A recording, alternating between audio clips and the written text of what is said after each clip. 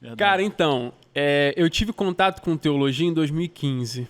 Eu sou aquilo que a galera chama de crente de berço, né, cara? Cresci na igreja, minha mãe me criou na igreja e tal. Assembleia de Deus. Quadrangular. Até meus 21 anos de idade eu fui membro da Igreja do Evangelho Quadrangular.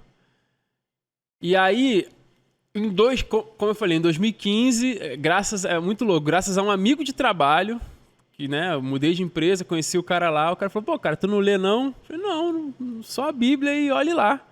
Ele, que isso, cara? Começa a ler. E aí ele me indicou, o primeiro livro que eu li, um livro do John Piper, Finalmente Vivos, que falava sobre regeneração, novo nascimento. E, cara, eu, assim, amei aquilo ali.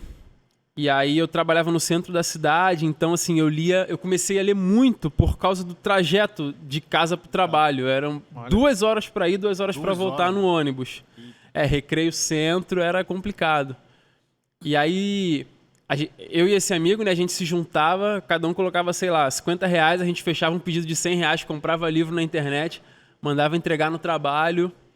E ali, a partir de 2015, eu comecei a ler muito, conhecer mesmo, estudar, me aprofundar. E desde lá eu vim criando não é criando, eu vim descobrindo alguns conceitos, descobri o que eram os 5 solas, por exemplo, descobri um pouco sobre a história da igreja, descobri um pouco dessa religiosidade brasileira que a gente vive hoje. Às vezes a gente está imerso nela e não percebe. Então, o conhecimento foi abrindo um pouco os meus olhos. E isso foi refletindo um pouco, obviamente, na minha piedade pessoal, mas também no modo como eu encarava o que pregavam para mim, o que cantavam para mim, o que ensinavam para mim, o que era falado na escola bíblica dominical da minha igreja, o posicionamento de quem me liderava, etc. e tal. E eu fui começando a meio que questionar algumas coisas e ver que muita coisa não tinha fundamento, ver que muita coisa não tinha base, ver que muita coisa não tinha nem pé nem cabeça. Só que, cara, eu levo comigo que você criticar alguma coisa e não apresentar um caminho de solução não faz muito sentido. Isso aí. Não faz, mano, não faz.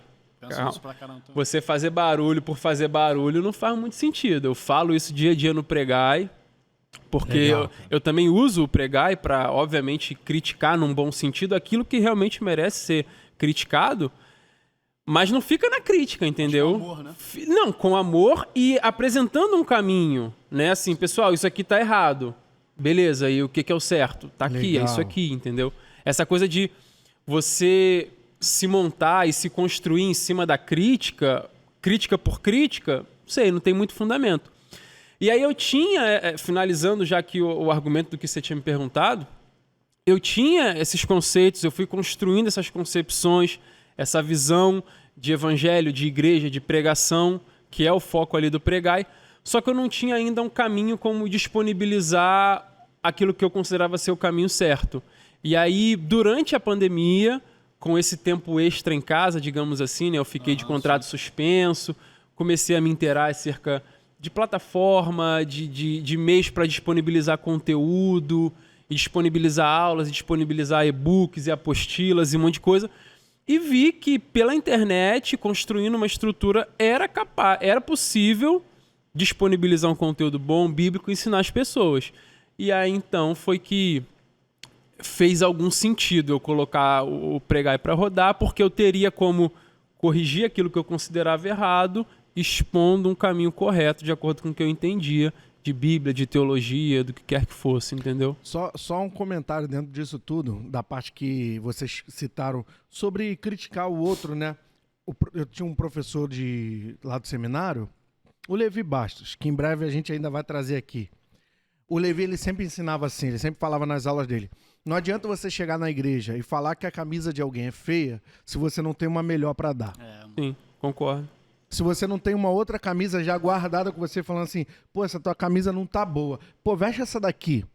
Concordo. Vê o que acha, né? Se fica Isso legal aí, em você. tá melhor? Essa daqui tá mais novinha?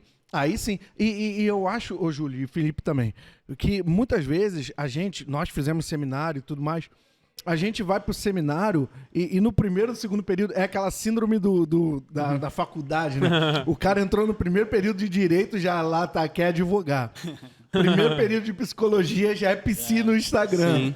E o cara que entra no seminário, no primeiro e segundo semestre, ele já quer corrigir o pastor, o Quer fazer a segunda reforma protestante aí, né? Muito cuidado, né, cara? Acho que esse caminho é de amor, cara. E você se perceber igual, porque você também estava tanto quanto há talvez 2 anos atrás. Com certeza. Pode Né? crer.